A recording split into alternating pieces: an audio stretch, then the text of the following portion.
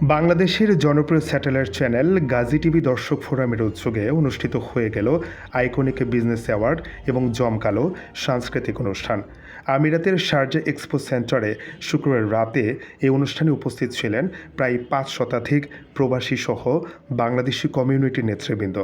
অনুষ্ঠানে প্রধান অতিথি হিসেবে উপস্থিত ছিলেন বাংলাদেশ কনসুলেটের মিডিয়া কর্মকর্তা আরিফুর রহমান। এই অনুষ্ঠানে ৩ জন নারী উদ্যোক্তা সহ মোট ১০ জন সফল উদ্যোক্তাকে ব্যবসায়িক আইকনিক অ্যাওয়ার্ড প্রদান করা হয়। এই যে আপনারা যারা উপস্থিত হয়েছেন তাদের একটি মিলন মেলা, সৌহার্দ্য স্থাপনের একটা প্ল্যাটফর্ম। এই যে আপনারা পরস্পরের সঙ্গে দেখা সাক্ষাৎ হচ্ছে, কথা হচ্ছে, আপনারা সাংস্কৃতিক অনুষ্ঠান উপভোগ করবেন, এই ধরনের একটা অনুষ্ঠান আয়োজনের জন্য গাজী টিভি দর্শক ফোরামকে জানাই শুভেচ্ছা, অভিনন্দন।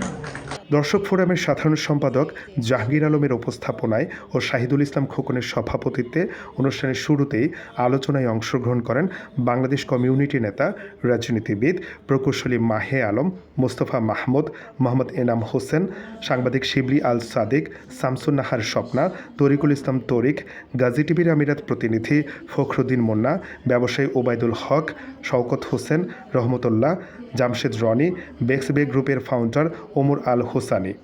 আলোচনা শেষে ১০ জন প্রবাসী উদ্যোক্তাকে প্রদান করা হয় সম্মাননা।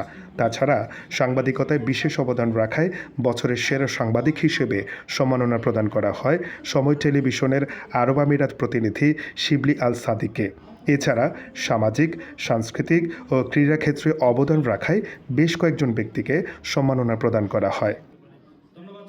আমরা এটা বলে থাকি যে এই লোকগুলা ইউএই যে আইন আছে সেই আইন অনুযায়ী তাদের শাস্তি হবে।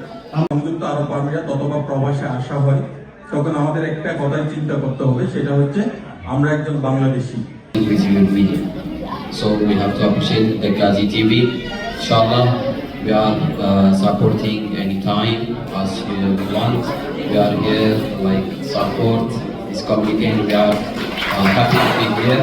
এই জি টিভির মধ্য দিয়ে যেটা আমাদের বাংলাদেশের সমস্যা, বিশ্বের সমস্যা, আমি একজন আলহামদুলিল্লাহ আজকে বিগত 18 বছর এখানে হইতে আমি একজন প্রতিষ্ঠিত ব্যবসায়ী, কিন্তু আমার ব্যবসা হলো বিল্ডিং কনস্ট্রাকশন এবং রিয়েল এস্টেটের মধ্যে এবং গ্যারেজ নিয়ে। কিন্তু আমরা এমন সংকটে আছি আপনার মেড পাওয়ার নিয়ে, অনেক দুঃখের বিষয়, কারণ আমাদের জনবল হলো মেন পাওয়ার, জনশক্তি। এখানকার ল মেনে, এখানকার আইন মেনে সবাই কিন্তু এখানে ব্যবসা, চাকরি সবকিছু আমরা করতে পারছি, কিন্তু আমাদের বাংলাদেশি বেশিরভাগ এখানে পাকিস্তান, বাংলাদেশ এবং ইন্ডিয়ার সংখ্যাটা খুব বেশি।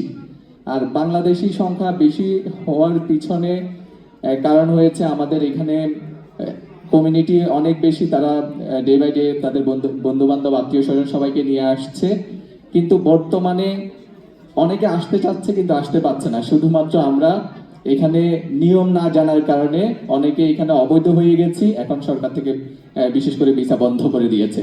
অনুষ্ঠানের দ্বিতীয় পর্বে ছিল জমকালো সাংস্কৃতিক অনুষ্ঠান। এই অনুষ্ঠানে সঙ্গীত পরিবেশন করেন সঙ্গীতশিল্পী ঐশী, জাবেদ আহমেদ মাসুম, সামিদা পপি, আবুল মনসুর, বৈশাখী, শওকত হোসেন সহ একাধিক শিল্পী। বাংলাদেশের অসংখ্য জনপ্রিয় সঙ্গীত পরিবেশন করে তারা মাতিয়ে রাখেন উপস্থিত দর্শকদের। অনুষ্ঠানে বক্তারা বলেন, গাজী টিভি ধীরে ধীরে দর্শক হৃদয় জয় করতে চলেছে। এই চ্যানেলের সৃজনশীল অনুষ্ঠানমালা এবং স্পোর্টস সম্প্রচারগুলো বিপুল জনপ্রিয়তা পেয়েছে। বক্তারা প্রবাসী গণমাধ্যম কর্মীদের দ্বিধা বিভক্তি পরিহার করে ঐক্যবদ্ধ থাকার আহ্বান জানান।